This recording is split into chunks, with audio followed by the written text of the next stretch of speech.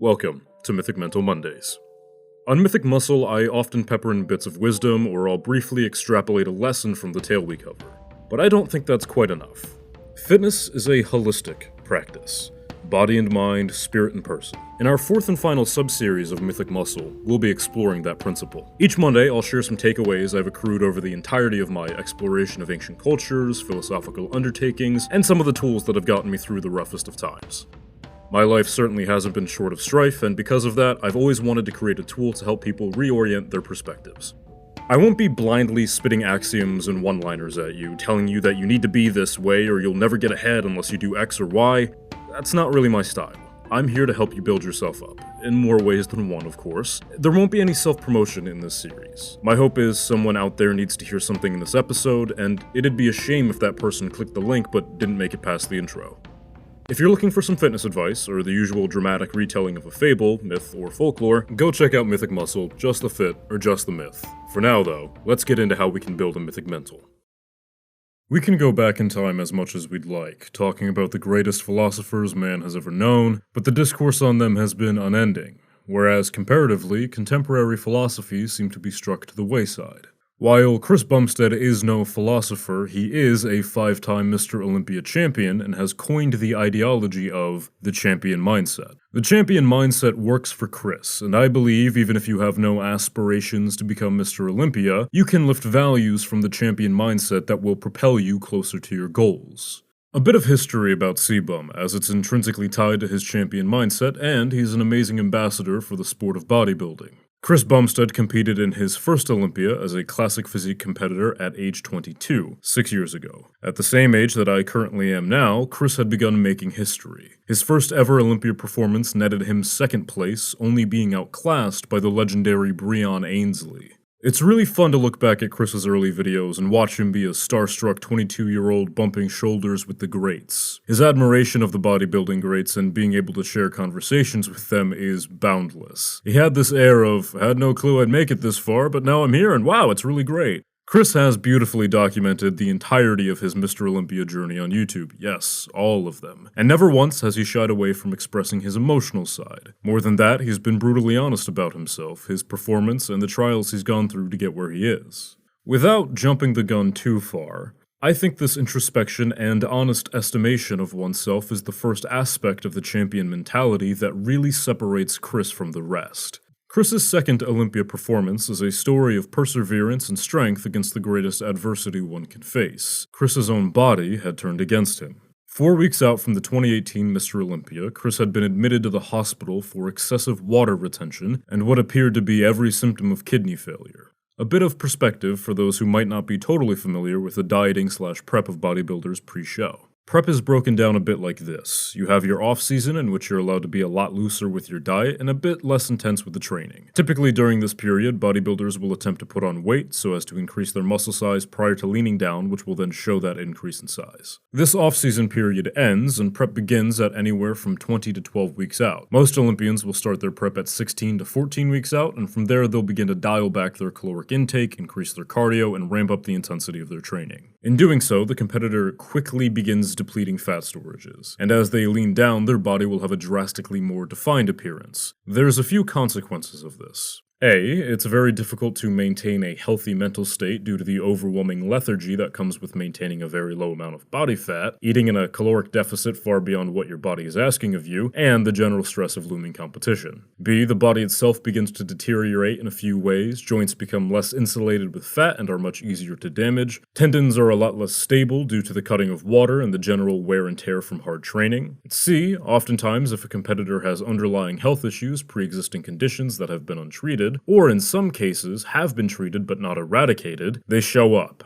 and they show up hard. The body does not like being in the state that bodybuilders prepping for a show put it in. It's a hellacious period of time for the competitor, and it's quite dangerous. During Chris's prep, he had noticed he was retaining way more water than usual, and as I noted a second ago, he really shouldn't be holding water as he's actively cutting it. This isn't immediately something to worry about, as sometimes the body will attempt to hold water in an effort to maintain homeostasis, and typically, if this is the case, it goes away rather quickly. For Chris, though, it continued to get worse as prep went on, culminating into this major event in which, after exhausting every avenue he could, compression socks, dietary changes, loads of diuretics, and so on, he made his way to the ER. 3 nights on a stretcher. Chris is finally admitted to the hospital in full. The nephrologist performs a kidney biopsy and sends Chris home. 6 days of no training, eating way outside of his predetermined prepping diet, and 3 weeks to go before he's supposed to step on stage to the most intensely competitive performance a bodybuilder can partake in. He returns to training and experiences extreme cramping and pain during every training session, but he still presses on, determined to take place in the Olympia.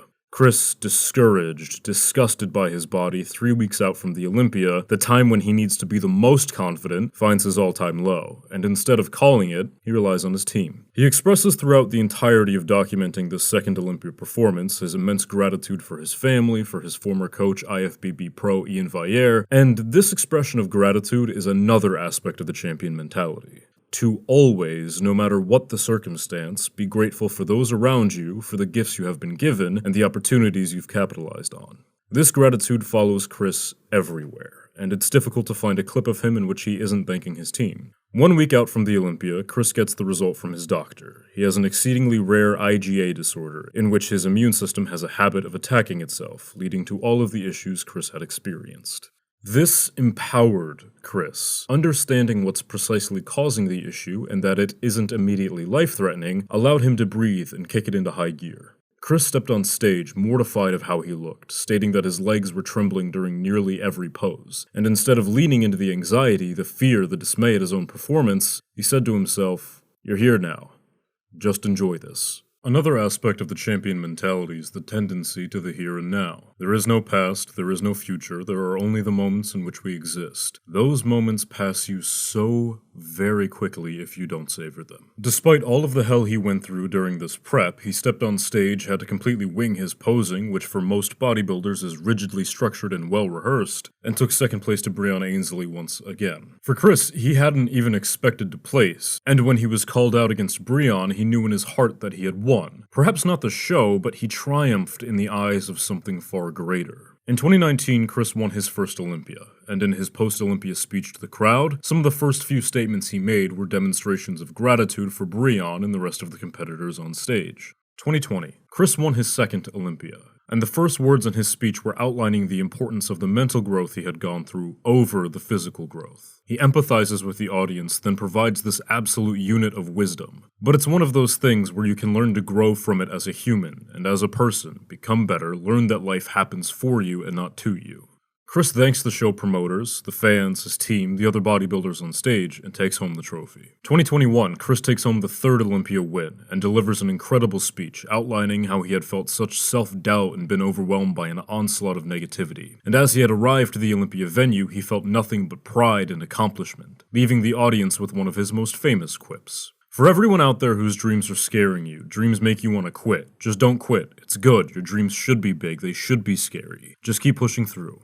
He also says it outright. I have this thing. I say champion mentality. It's not about winning. It's not about a trophy. It's about having no quit. The fourth aspect of champion mentality is earning pride. It's not about winning. It's about earning the right to be prideful of the result, solely because it was the best performance you could put forth. It was your strength all to bear, and only you managed it. Be proud of the work, and work hard enough to earn that pride in yourself. 2022. Number 4 for Chris. He shares a story of meeting a friend of his, a 19-year-old 3-time cancer patient who told him something he felt the need to share with the crowd. You don't have to be dying to start living. Even on the back of his 4th win, there's just no presence of ego. It's all humility and gratitude. The champion mentality on full display. And, as of yesterday, Chris took home number 5. And in his speech, he references champion mentality again, but this time saying he wanted to add to it. This brings us to aspect number 5, the most important aspect. Chris says, I told myself that I wasn't going to numb out my emotions, suppress everything I felt just to win another Olympia. I'd rather experience this whole process and do that. He shares the struggle of this prep, how it had been one of the most trying so far, and caps it with this beautiful mantra. When you numb the bad, you numb the good. So aspect number 5 is to open rather than close. Let everything in and don't run from it. Let it be your teacher. Chris sums his champion mentality up at the end of his most recent speech, and touches on all 5 aspects. I don't share this for pity or to make it seem like it was a hard prep, because the end was beautiful. I enjoyed the entire end of this prep. I just share this because I want people to know that life's up and down. It's about having no quit. It's about not giving up on yourself. It's about leaning on the people you love, enjoying the goddamn journey, and just being along for the experience. Summing Chris Bumstead's champion mentality up. Aspect number 1. Engage in honest introspection. Know the work you need to get done and do it, and if it's hard, don't shy away from it, but try to figure out why you find it hard. Address it, address your weakness, and learn from yourself.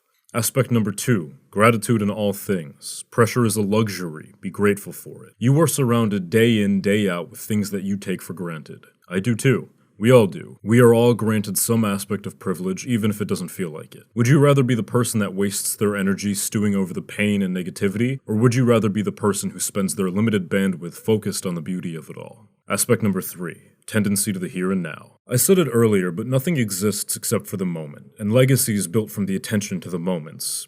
Each second steps you closer to the end. It's unavoidable. Time only moves forward, and if you're not conscientious of it, it will pass you. You'll wake up one day and either be grateful you chose to live in the here and now, or be filled with sorrow that you never lived, just merely existed.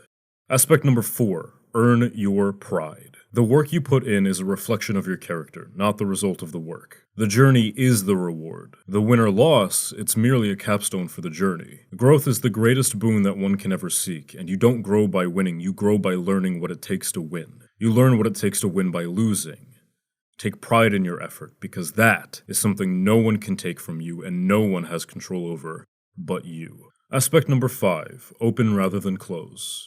Open yourself to the trials, the brutality of life, but don't let it take you. Feel everything. If you do, you'll know how sweet it all tastes at the end. Life's full of challenges, but it's full of great moments, and numbness is a complete thing. It's total and it terminates. If you seek numbness to the challenges, you'll find it. It's easy. But then you'll need to fight twice as hard to experience the triumph that comes after the challenge.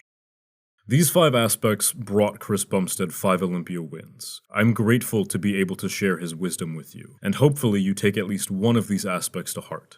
I'm sure that even if you've never touched an Olympia stage, you can relate to Chris in some way, and you can remember moments that you either did or did not employ the champion mentality. Compare those moments, reflect on them, and in that reflection you'll find the answer. With that, I have been your host, Benjamin Cloud. This has been Mythic Mental Mondays on the Mythic Muscle Podcast. Thank you so much for listening. I hope you have an incredible day, an amazing lift, or, if it's a rest day, look around. Spot the things you're grateful for. Take care, folks.